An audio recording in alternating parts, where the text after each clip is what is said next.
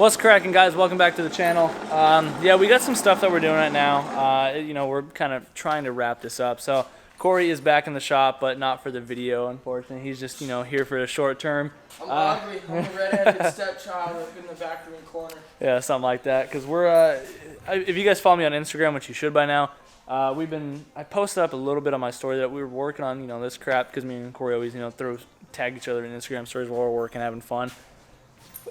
Nightmare job, honestly, but I did get something new for the S2000, and I didn't intend to. I just kind of had to. If you guys saw the last video where I was doing the oil pan baffle, right at the end I had mentioned that the radiator started to spit, and it was, you know, uncrimping itself. It's an OEM radiator, you know, it's 20 years old this year. Yeah, my car's 20, it's an 03. So we just went and scooped a KOYORAD. Now, the only issue that I had is they didn't send me a radiator cap with it, so thankfully Efren had a Mishimoto radiator cap. I'll show you guys that here in a minute when I go to unbox it, open it up. Efren had the Mishimoto one, and Vivid Racing, who I got the KOYORAD through, they're supposed to be drop shipping or like overnighting the cap, the Koyo cap, because I have a track day on Saturday. That's why I'm kind of rushing to get this stuff done, because this car has to get done like tonight. And I got to put the spoiler back on because I've had the spoiler off because I was trying to re-clear it a little bit. And, you know, with the powder coat of the wheels situation, which I don't even think I showed you guys that. So depending on when this video goes up in comparison to my last few videos, you may not have seen, but I did powder coat the wheels on the S2000. So they finally are no longer white. Yes, I still have the center caps. I just got to rattle can those because they're all, you know, faded and chipped up. So I'm just going to do them black. But the wheel color is actually, technically it's Vulcan blue from prismatic powders with like a high gloss clear, and that's why I was, you know, trying to do the calipers in the bronze, but it's mag blue, you know, for lack of a better term, and I'm just too stoked on it. Like, the camera really isn't doing it justice because it's kind of a weird cloudy day, but look at how good they look. Yeah, so that's kind of the situation. We're gonna do a little bit more tacking up, get these things prepped so we can come in tomorrow and finish welding them out. And then he's going to take off for the day, and I'm going to pull the S2000, and we're going to try and get this radiator swapped this evening. And, yeah, we'll have some fun, hopefully. Hopefully it goes easy. All right, Corey just took off. Shop's, you know, as clean up as it's going to get. Let's get the S2000 in here.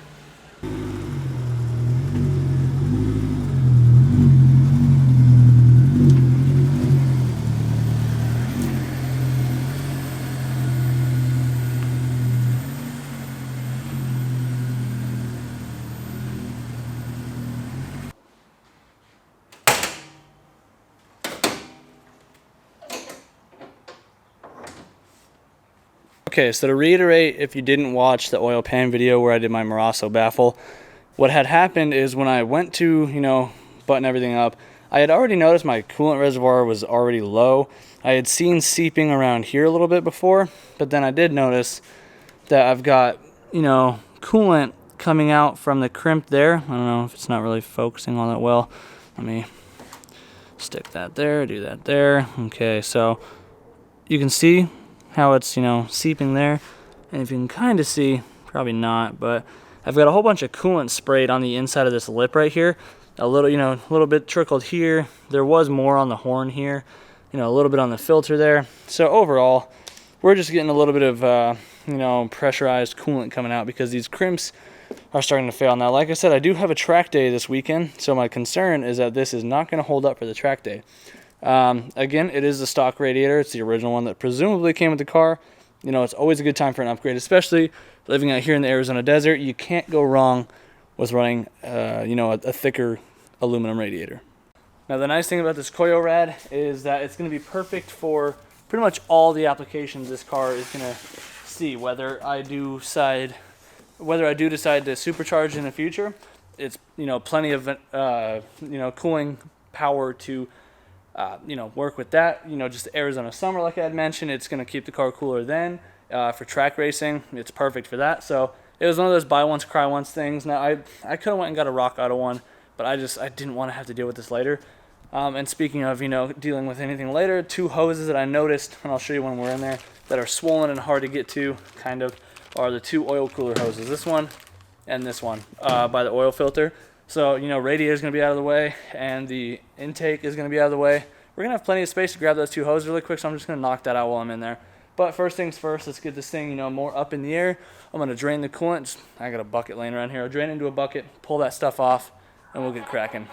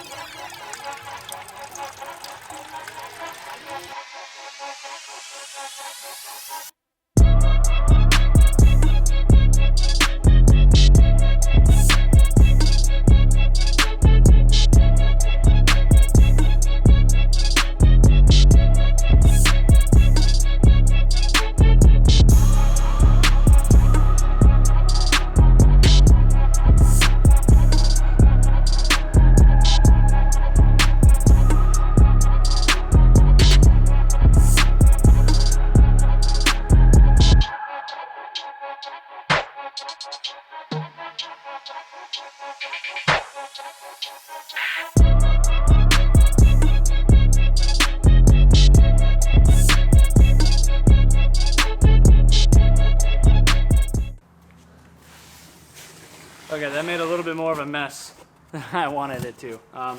So let's just unbox this really quick. Obviously, I already opened it, otherwise we wouldn't be here. You know, because I'm making sure everything fits before I film this, obviously. So we got Radiator right here.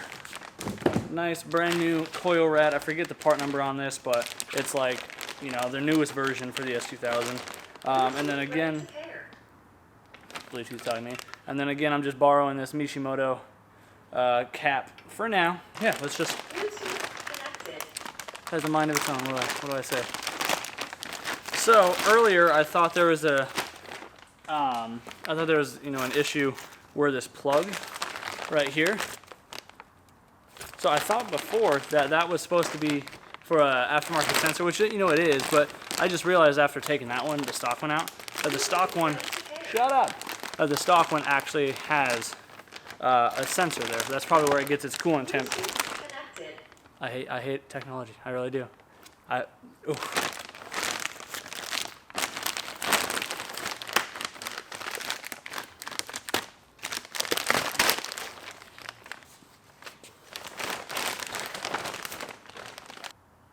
Anyway, there we go. Very pretty, very fancy. And yeah, I'm gonna go ahead and swap that sensor over really quick, swap the fans on. Again, this is like a stock replacement, so it should go on super easy.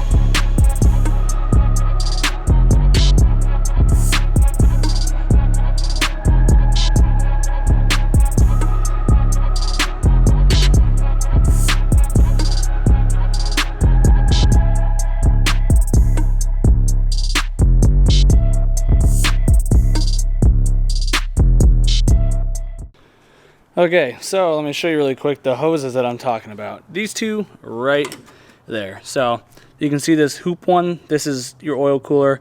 Yeah, mine are just, you know, really soft and fluffy, especially that guy, because over time, you know, your VTEC solenoid and your TCT, leak oil, drip onto that, make it all nasty. So I'm going to go ahead and get that taken care of really quick. And I do have the parts right here, so any of you guys need the part number, there you go, 19423 PCX 000.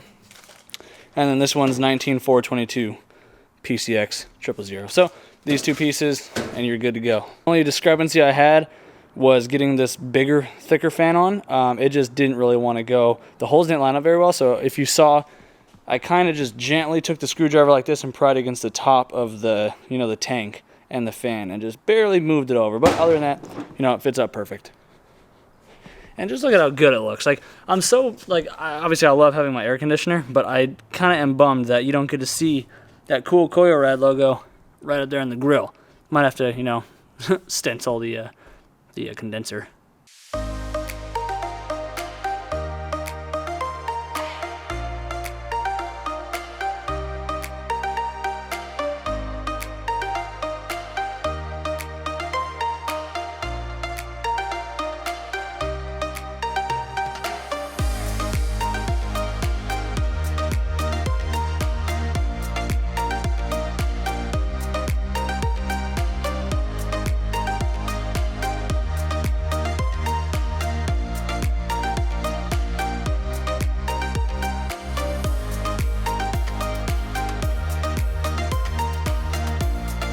Something I noticed, you know, it's obviously all put back together, but I ran into what I thought was an issue. I mean, you can still kind of see it here.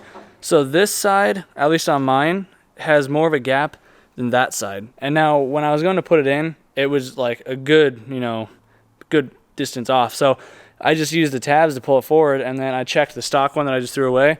It kind of did the same thing, less drastically, but had more flex because it was plastic. Checked Efren's. His actually sits that way. He has a Mishimoto in his. His just sits opposite, so that side on his has more gap that way. So, you know, I mean, my car is salvaged, but from the rear end incident, so I don't know why mine does that. His car is clean title, so I don't know why it does that. But even the stock one doing it, that's just weird. So if any of you guys go to do radiators in your S and you're having, you know, a slight tweaking issue like that, it's, you know, you're not alone. Apparently it's either supposed to be like that or, you know, hidden history. But what I'm doing really quick, I'm putting some spares under the front because the nose is slightly down right now because the way I have it on the lift.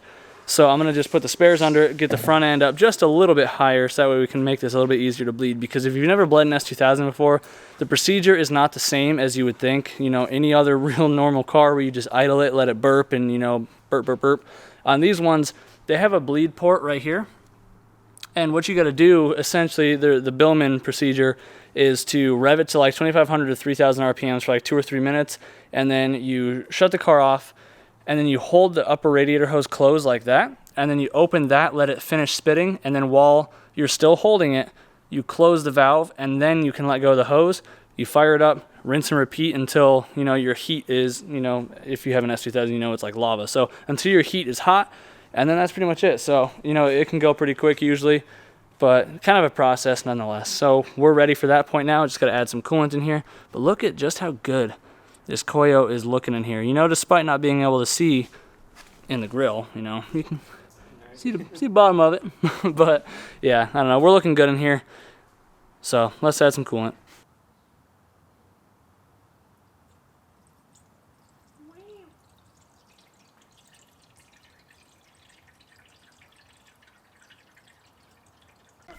Okay, we're going to fire it up. We're going to get it to operating temp, and then we start doing that whole process because we got to wait for the thermostat to open up so it'll, you know, suck some of this down.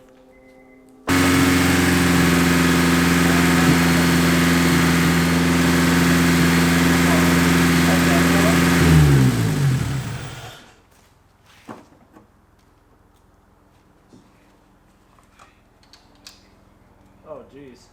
¿Qué pasó, mijo? That hose. Calling the piss.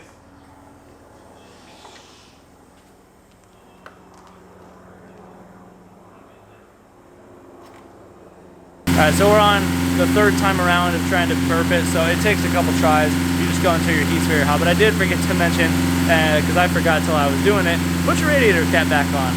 You have to pressurize the system. It's kind of like when you're bleeding the brakes, how you pump the brakes, and then you open the brake line, it lets the air out. That's what you're doing with the radiator here. So you're leaving the system pressurized, idling it for a couple minutes like we are now with the RPMs up a bit, and then you hold the hose, open the bleeder valve, wait till it stops hissing, and then you close it, you know, pull the cap, slowly top it off, put the cap back on, rinse and repeat. That's the correct way.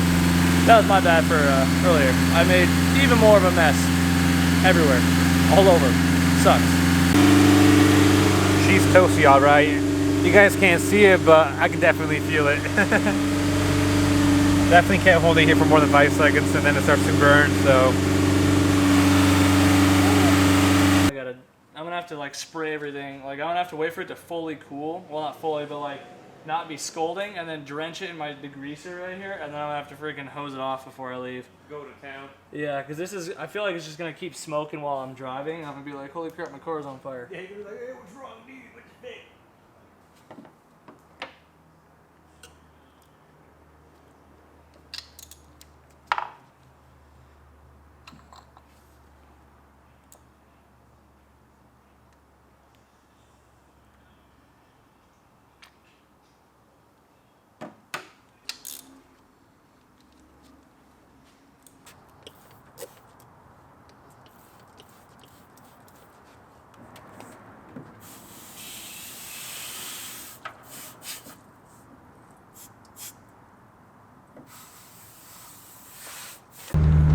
Okay, I'm on my way home now. You know, I just left the shop, coming up the street. So far, so good.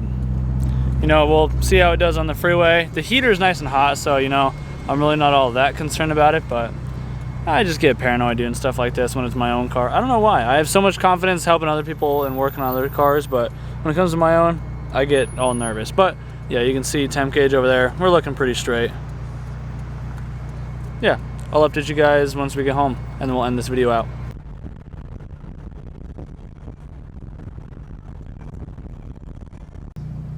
I didn't make it home yet, but you bet your sweet titties I made it to Taco Bell.